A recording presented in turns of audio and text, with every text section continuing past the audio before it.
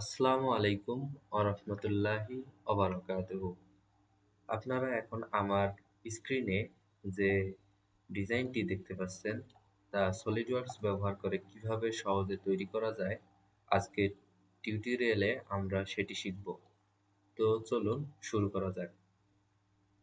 প্রথমে আমি একটা নিউ ট্যাব নেই, কিবোর্ড থেকে কন্ট্রোল এন চেপে ধরে তারপর এখানে পার্ট সিলেক্ট করে দেই এবং ওকেতে ক্লিক করি। আমরা নতুন একটা পেজ নিলাম স্কেচটা করার জন্য, ড্রয়িংটা আঁকার জন্য। এখানে আমরা স্কেচটা দেখি, এখানে স্কেচের সমস্ত মাপগুলো দেয়া আছে। এটা অনুযায়ী আমরা স্কেচটা করব।